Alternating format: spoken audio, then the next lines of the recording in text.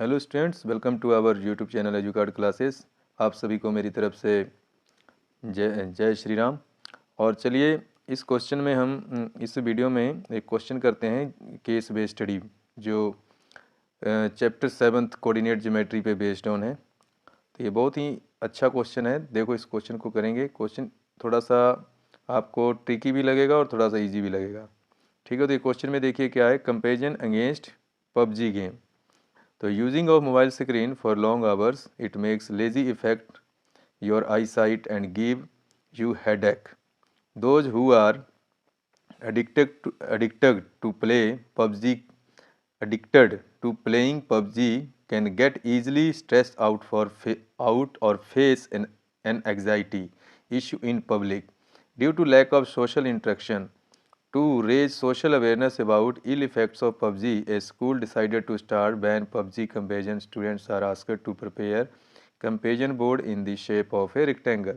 तो देखो जो इस पैराग्राफ ये लिखा हुआ है, इसमें क्या है कि पबजी गेम के अगेंस्ट कंपेरिजन चलाना है कि इसको बंद किया जाए, क्योंकि इससे कई तरह की बीमारियों को जन्म देती है। जैसे आई साइड वीक हो जाती है, बॉडी सुस्त हो जाती है इससे, ठीक है ना। और इसमें आप अगर देखोगे तो हेडेक वगैरह होती रहती है। तो इसलिए कुल मिला जुला कर क्या है कि ये हेल्थ के लिए सही नहीं है, क्योंकि बच्चे इस पर क्या होता है कि लॉन्ग टाइम के लिए मोबाइल स्क्रीन यूज़ करते हैं, तो उससे उनकी आई साइट, उनकी हेल्थ इशू, कई तरह की प्रॉब्लम क्रिएट होती हैं। तो इसलिए इसको बैन करना चाहिए। तो इसके लिए क्या है, कंपेरिजन चलाना है। तो इसके लिए उनको एक बोर्ड बनाने के लिए कहा गया। तो बोर्ड जैसा देख रहे हो आप, डायग्राम में बना हुआ है बैन पबजी के नाम से। और ये एक्स एक्सिस और वाई एक्सिस पे इसको एक तरह से रिप्रेजेंट किया जा रहा है। तो अब यहाँ पे जो फर्स्ट क्वेश्चन है, what will be the area of the board. तो देखो अब किसी का भी अगर हमने इस तरह के कोऑर्डिनेट ज्योमेट्री में अगर क्वेश्चन का मतलब कि हमने एरिया निकालना है किसी फिगर का, तो पहले तो हमें आइडेंटिफाई करना है कि बोर्ड किस शेप में है। तो बोर्ड आपको दिखाई दे रहा है रेक्टेंगुलर शेप में है। तो रेक्टेंगल का एरिया का क्या फार्मूला होता है, तो इसमें हम फर्स्ट क्वेश्चन अब करते हैं। ठीक है, क्या है, एरिया ऑफ रेक्टेंगल निकालना है हमने। तो यहाँ पे हम लिखेंगे एरिया,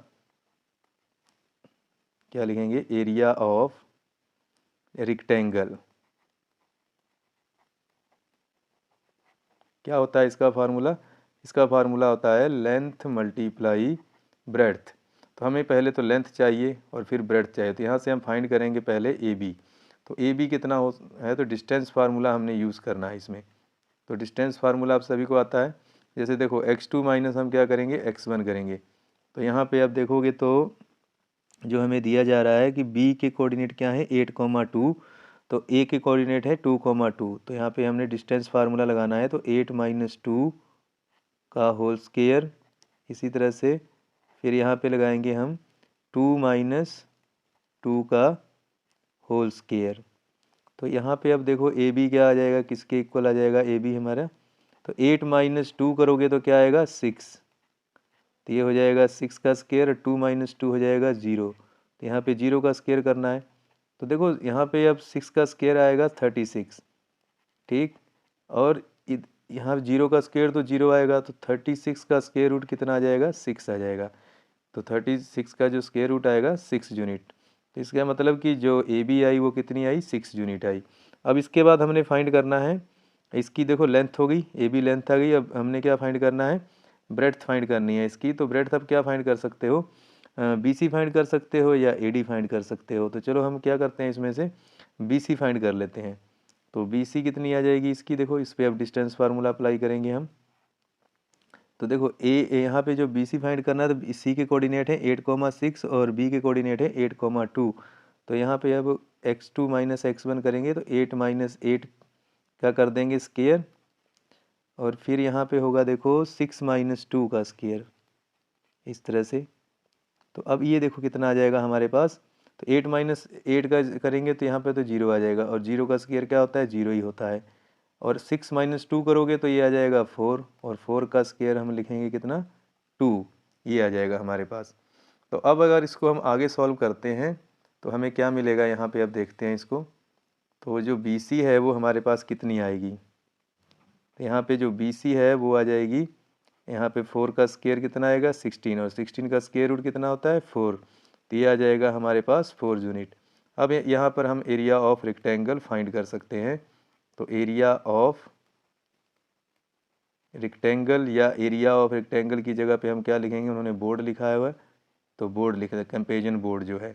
तो वो क्या आएगा हमारे पास, लेंथ हमने कितनी फाइंड की थी, तो अगर हम लेंथ देखें तो हमने लेंथ फाइंड की थी यहाँ पे 6 यूनिट, और जो यहाँ पे हमने ब्रेड्थ फाइंड की है वो 4 यूनिट। तो लेंथ मल्टीप्लाई ब्रेड्थ, ये आ जाएगा 6 4 जा 24 यूनिट।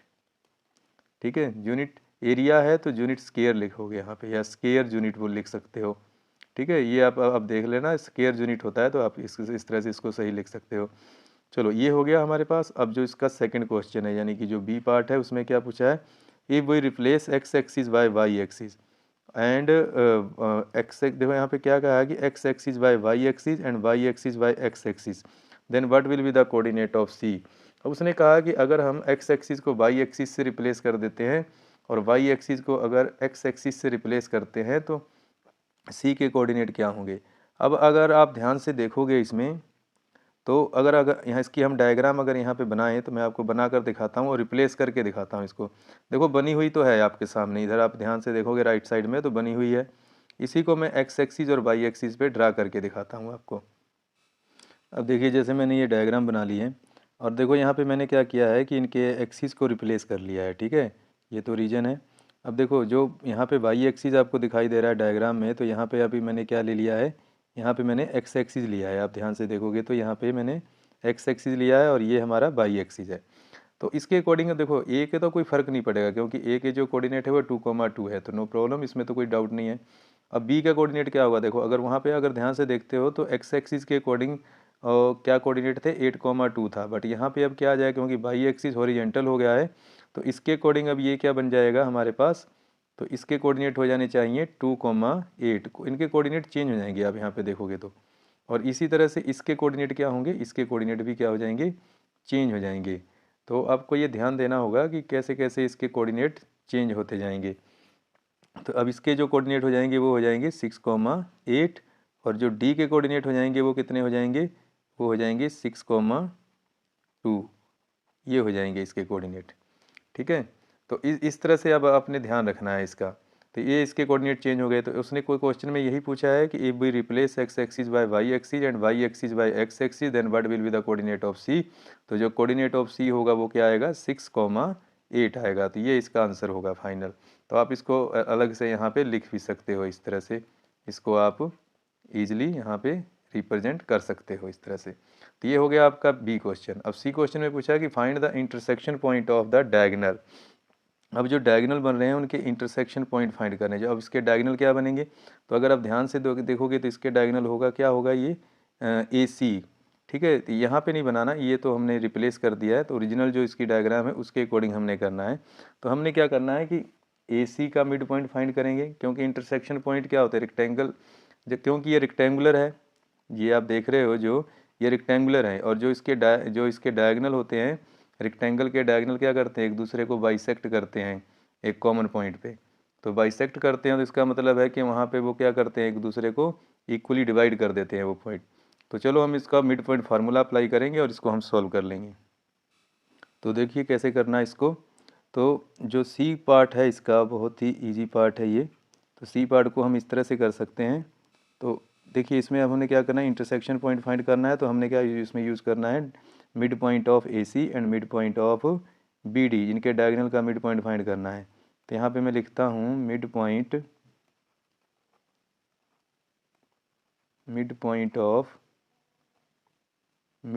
Of A C. तो mid point of A C हम मिड पॉइंट कैसे फाइंड करते हैं, तो देखो ए के कोऑर्डिनेट है 2,2 और सी के कोऑर्डिनेट है 8,6। तो मिड पॉइंट होता है x1 + x2 डिवाइड बाई 2। तो x1 हो जाएगा 2 और x2 हो जाएगा हमारे पास 8 और ये हो जाएगा डिवाइड बाई 2, और फिर y1 + y2 डिवाइड बाई 2। तो y1 हमारे पास है 2 और y2 हमारे पास हो जाएगा 6। तो इस तरह से हमने इसका मिड पॉइंट फाइंड करना है। तो कितना आ जाएगा, देखो 2 + 10 कितना हो जाएगा, 2 + 8 हो जाएगा 10, और यहाँ पे 6 + 2 करेंगे तो ये हो जाएगा 8। तो अब अगर हम इसको डिवाइड करेंगे तो ये आ जाएगा 5 और यहाँ पे आएगा ये 4। तो मिड पॉइंट ऑफ जो ए सी आया वो कितना आ गया, 5,4। तो जो ए सी का मिड पॉइंट आया वो आ गया हमारे पास 5,4। इसी तरह से अगर आप mid point of B C find करोगे तो वो क्या आएगा, mid point of B C. ये देखो दोनों सेम ही रहेंगे, इसका मिड पॉइंट और इसका मिड पॉइंट करके देख लो। Mid point of B C 8 + 2 करोगे तो कितना आएगा, x1 + x2, ठीक है। बी के कोऑर्डिनेट 8,2 है और डी के कोऑर्डिनेट है 2,6, और 6 + 2 8 करोगे तो देखो सेम रिजल्ट आएगा हमारे पास। तो एक का फाइंड कर लो, दूसरे का फाइंड करने का आपको ज़रूरत ही नहीं है। तो 8 + 2 हो जाएगा 10 डिवाइड बाई 2, 6 + 2 हो जाएगा 8 डिवाइड बाई 2, और इसको हम डिवाइड करेंगे तो ये हो जाएगा 5 और ये हो जाएगा 4। तो ये आ जाएंगे हमारे पास मिड पॉइंट ऑफ ए सी और बी सी, तो सेम ही आएगा। तो इसका मतलब इंटरसेक्शन पॉइंट क्या आएगा, इसका क्या आंसर होगा सी का। तो सी का जो आंसर आएगा वो क्या आएगा, 5,4, ये आंसर होगा फाइनल आंसर। तो ये क्वेश्चन भी हो गया। अब डी पार्ट है इसका, what is the image of D about the x axis. अब देखो image of D about the x axis, तो आपको इसमें क्या करना है कि जैसे डी के कोऑर्डिनेट क्या हैं हमारे पास, तो ध्यान से देखोगे तो जो डी के कोऑर्डिनेट है वो 2,6 है। अब देखो डी के कोऑर्डिनेट क्या है हमारे पास, 2,6 है, और वो इस तरह से दिया हुआ है हमें। ये हमारे पास वाई एक्सिस है और ये हमारे पास एक्स एक्सिस है। अगर देखो एक्स एक्सिस के अकॉर्डिंग हमने फाइंड करना है, ये तो वाई एक्सिस है, इसका तो कोई प्रॉब्लम नहीं, इसको हम मिरर इमेज मान के चलते हैं और इसकी मिरर इमेज ही बतानी है, ठीक है। इसकी कि अगर इसको इस फर्स्ट क्वाड्रेंट से उठाकर इधर लेकर आया जाए, इसकी इमेज यहाँ पे किस तरह से बनेगी। तो देखो ये 2 है एक्स एक्सिस, तो फोर्थ क्वाड्रेंट में एक्स की वैल्यू क्या होती है, तो पॉजिटिव होती है। तो इसका मतलब 2 पे तो कोई इफेक्ट नहीं पड़ेगा, यहाँ पे 2 पे कोई इफेक्ट नहीं पड़ेगा। और जो 6 है, देखो जो वाई की वैल्यू होती है इस साइड क्या होती है, फोर्थ क्वाड्रेंट में नेगेटिव हो जाती है। तो यानी कि जो इसकी इमेज बनेगी वो क्या बनेगी, D2,-6, तो ये इसकी इमेज होगी। तो इमेज का ये कोऑर्डिनेट बनेगा 2,-6, तो ये इसका आंसर है। तो डी पार्ट भी आपका हो गया। तो आई होप आपको ये क्वेश्चन अच्छी तरह से समझ आया होगा, वीडियो अच्छी लगी होगी तो ज़्यादा से ज़्यादा अपने दोस्तों को शेयर करें, और अगर चैनल को सब्सक्राइब नहीं किया तो सब्सक्राइब कर लें। और आप अपनी तरफ से किसी भी क्वेश्चन में आपको डाउट होता है तो हमारे चैनल के कमेंट बॉक्स में कमेंट कर सकते हैं, उस क्वेश्चन की वीडियो आपको प्रोवाइड कर दी जाएगी। Thanks for watching the video.